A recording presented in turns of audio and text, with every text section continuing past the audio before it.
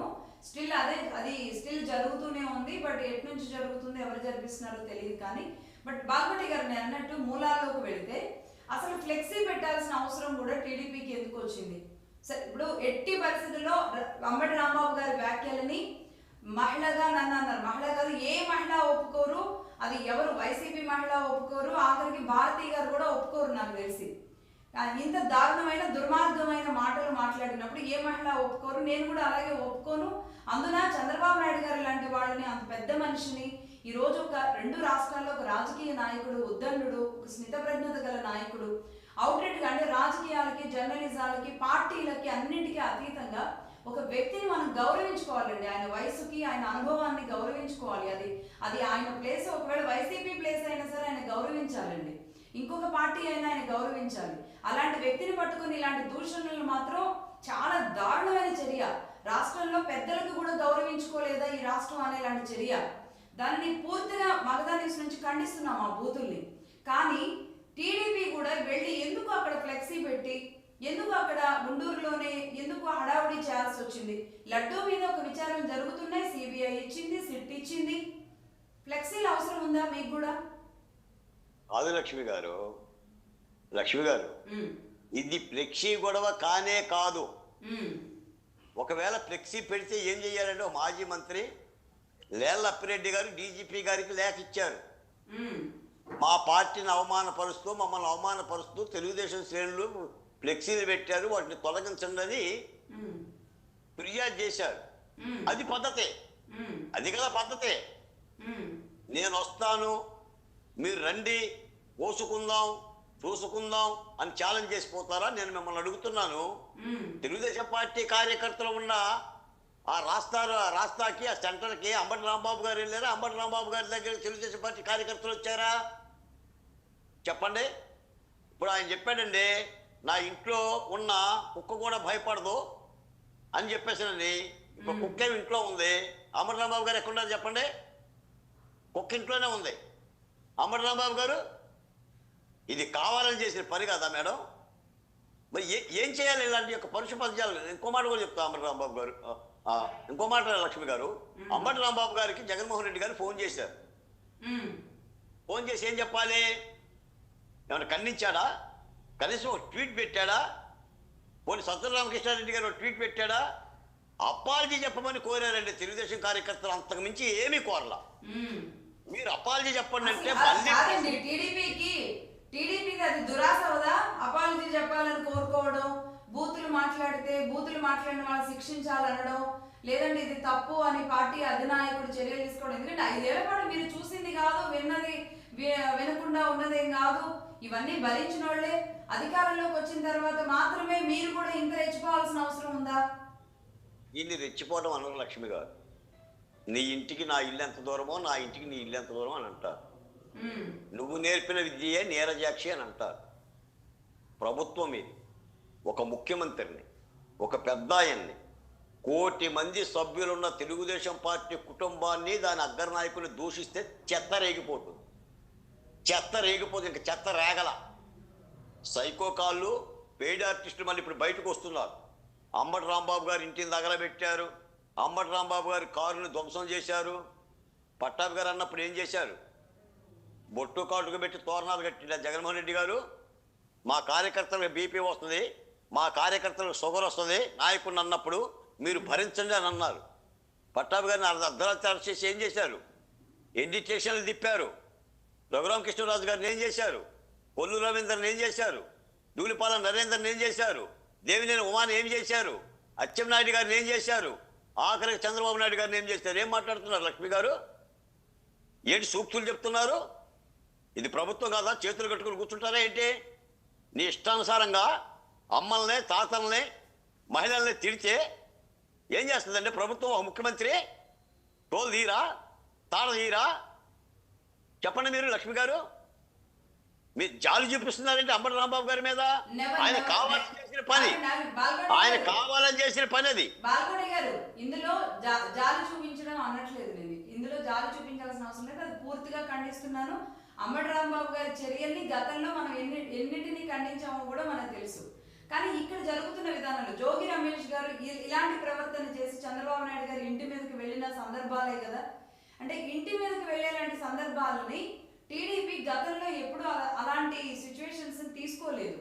But ఖచ్చితంగా చంద్రబాబు నాయుడు గారు లాంటి వ్యక్తిని అలాంటి మాటలు అన్నప్పుడు రక్తం మరిగిపోతుంది, ఎవరికైనా కోపం వస్తుంది.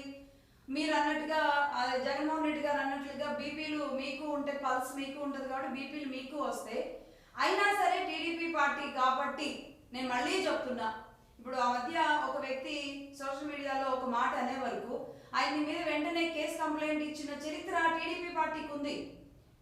సొంత పార్టీలో వ్యక్తులు బూతులు తిడితేనే వాళ్ళకి నోటీసులు ఇస్తారు, కొన్నాళ్ళ పాటు పార్టీకి దూరంగా ఉంచుతారు. అలాంటి మీ పార్టీ చేసే విధానం ఇది పార్టీకి సరైనదేనా? టీడీపీ గత చర్యకి ఇప్పుడు చర్యకి ఎందుకో డిఫరెన్స్ కనబడుతుందా లేదా అనేది అంటున్నా. లక్ష్మి గారు, మిమ్మల్ని మాట్లాడుతున్నా. నిండు అసెంబ్లీలో భువనేశ్వరి దేవి గారిని అన్న ఓ దుర్మార్గమైన మాటలకి, పరుష పదజాలకి ప్రభుత్వం కానీ, లోకేష్ గారు కానీ, చంద్రబాబు నాయుడు గారిని ఏమన్నా అరెస్ట్ చేశారండి? మీరు చెప్పండి. భువనేశ్వరి దేవి గారిని అవమానపరిచిన మాటలకి ఎవరినైనా అరెస్ట్ చేశారా? చెయ్యలేదు.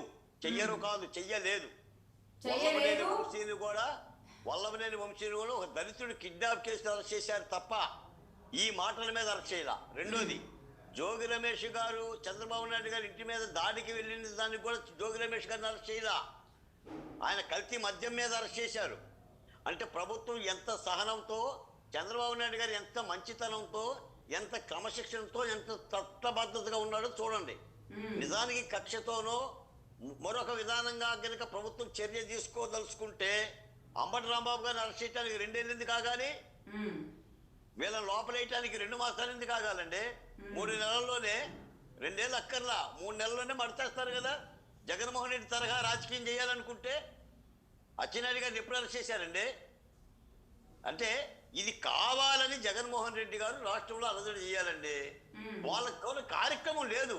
సో అదే అంటే నేను అదే అంటున్నా, గతంలో కూడా అధికారంలో ఉన్నప్పుడు ఇదే బూతులతో రెచ్చగొట్టిన సందర్భాలు అందరికీ తెలిసిందే. ఈ రోజు కూడా అదే తరహాలో రెచ్చగొట్టే విధానమే కనబడుతుంది. ఈ రెచ్చగొట్టే విధానంలో అంటే ఇప్పుడు అధికారంలో ఉన్నారు కాబట్టి ఇంకాస్త జాగ్రత్తగా ఉంటారు. అదే కనుక మీరు 2 ఏళ్ళు మీకు గుర్తుందో లేదో, పార్టీ మీరు అధికారంలోకి వచ్చిన తర్వాత ఒక 1 ఏడాది పాటు ఎవరి మీద ఎందుకు చర్యలు తీసుకోరు, మమ్మల్ని అరెస్ట్ చేసిన వాళ్ళ మీద చర్యలు ఎందుకు తీసుకోరు అని టీడీపీ నాయకుల నుంచి స్టిల్ ఇప్పటికీ గ్రౌండ్ లో మండల స్థాయిలో ఉన్న నాయకులు, ఇబ్బందులు పడ్డ నాయకులు, అరెస్టులైన నాయకులు ఈ రోజు వాళ్ళ ముందే కాళ్ళను ఎగరేసుకొని అదే పార్టీ నాయకులు తిరుగుతూ వాళ్ళు కూడా బూతులు మెసేజ్లు పెడుతుంటే కూడా పార్టీ శ్రేణులు ఇంకా కోపంగానే ఉన్నారు. అది వాస్తవమే. నేను ఇప్పుడు ఒక ఫోన్ కాల్స్ తీసుకొని ఒకవేళ ఫోన్ లైన్ ఓపెన్ చేశానంటే కనుక అందరూ ఇదే మాట్లాడతారు, మేము ఇంకెన్నాళ్ళు సర్దుమణిగి ఉండాలి, ఇంకెన్నాళ్ళు ఉండాలి అని. బట్ కాకపోతే ఒక క్రమశిక్షణకి కేర్ ఆఫ్ గా ఉన్న పార్టీ విధానంలో బట్ ఇది అక్కడ దాకా తీసుకువెళ్లారు. But what next? అరెస్ట్ తర్వాత ఏముండబోతుంది? ఈ చర్యతో సవాల్కి ప్రతి సవాల్గా బూతు మాట్లాడిన వాళ్ళ పడతామని చెప్పే విధంగా ఉంటుందా? అంతకు మించి ఇంకేమైనా టీడీపీ ట్రెండ్ మారింది అని చెప్పే విధంగా ఉంటుందా? లక్ష్మి గారు, ఎందుకు వచ్చిందో ఎలా వచ్చిందో కానీ ఆంధ్రప్రదేశ్ తెలుగు రాజకీయాల్లో జగన్మోహన్ రెడ్డి గారు నాటుతున్న ఈ విషబీజాలు, ఆయన చెప్తుంటున్నారు కదా, మీరు విత్తిన విత్తే చెట్టు అవుతుందని. ఆల్రెడీ 6 ఏళ్ల క్రితమే ఈయన ప్రభుత్వంలోకి అధికారం రాగానే ఒక విత్తనం, ఒక విష విత్తనం నాటిండు. అది ఇప్పుడు చెట్టు అవుతుంది. మీకు మాట ఈ సందర్భంగా గుర్తు చేస్తా. కొడాలి నాని గారిని ప్రభుత్వం అరెస్ట్ చేయదా, రోజా గారిని ఏం అరెస్ట్ చేయదా, కోటా బియ్యంలో, రేషన్ బియ్యంలో 1 కోటి రూపాయల నష్టపరిహారం చెల్లించిన తర్వాత కూడా పేర్ని నాని గారిని అరెస్ట్ చేయాల, ఆయన భార్య గారిని అరెస్ట్ చేయాల. అంటే ప్రభుత్వం ఎక్కడ కూడా కక్షపూర్తమైన ఆలోచన కానీ, దాని విధానం కానీ అసలు చంద్రబాబు నాయుడు గారికి లేదండి. ఈ డిబేట్లో నేను ఏదైనా 2 మాటలు గట్టిగా మాట్లాడినా రేపు నన్ను పిలిచి ఎందుకు గట్టిగా మాట్లాడావు బాలకోటయ్య, మనం ప్రజాస్వామికవాదులం, పద్ధతిగా మాట్లాడాలి కదా, జాగ్రత్తగా మాట్లాడాలి కదా అని చెప్తాడే తప్ప శభాష్ అని చెప్పి చెప్పు చూపించు లేదా చెప్పుతో కొట్టు అనే పెట్టే నాయకుడు కాదండి చంద్రబాబు నాయుడు గారు. నాకు తెలిసి అనిపిస్తుంది చంద్రబాబు నాయుడు గారి మంచితనమే ప్రతిపక్ష పార్టీ కలుసయిందండి. లేకపోతే జగన్మోహన్ రెడ్డి గారు మాట్లాడే మాటలు ఏంటండి? మీకు రప్పాకి అర్థం ఏంటండి? గుడ్డలెప్పదిస్తానంటే అర్థం ఏంటండి? పోలీసు వాళ్ళని 7 సముద్రాలు దాటి, నేను ఇంకో మాట చెప్తా లక్ష్మి గారు, నిన్న అంబటి రాంబాబు గారిని ఎలా అరెస్ట్ చేశారో తెలుసండి. ఆ పోలీసులు రక్షణగా లేకపోతే పరిస్థితి ఏంటో తెలుసండి. ఒక్క కోడిగుడ్డు కూడా ఆయన మీద పడకుండా పోలీసులు బారికేట్లు పెట్టి ఆ స్టాంప్ ప్యాడ్లు పెట్టి చుట్టూ మూగి ఆయన్ని చాలా జాగ్రత్తగా పసిపిల్లగాన్ని తీసుకెళ్ళినట్టుగా తీసుకెళ్లి వాహనం ఎక్కించారండి. ఇదే పోలీసుల గుడ్డలో కదా జగన్మోహన్ రెడ్డి గారు ఇప్పిస్తానన్నది. మరి ఆ పోలీసులు లేకపోతే పరిస్థితి ఏందండి? అందుకని ఇప్పటికైనా సరే వైసీపీ పార్టీ ప్రకటన చేస్తూ సజ్జల గారు కానీ జగన్మోహన్ రెడ్డి గారు కానీ తెలుగుదేశం పార్టీకి ముఖ్యమంత్రి గారికి క్షమాపణ చెప్పి తీరాలండి. క్షమాపణ చెప్పి తీరితేనే ఆ పార్టీలో అలాంటి ఈ వారసత్వం కాదు. ఇప్పుడు ఇంకా మళ్ళీ ఇంకా వాళ్ళు కూడా బయటకు వస్తారు మేడం. మీకు అంబటి రాంబాబు గారిని మించి మాట్లాడే సైకోలు బయటకు వస్తాయి. ఆల్రెడీ నేను ఉంటున్నాను, నేను ఆల్రెడీ ఉంటున్నా. కర్ర ఎరగకుండా పాము చావకుండా ఇప్పుడు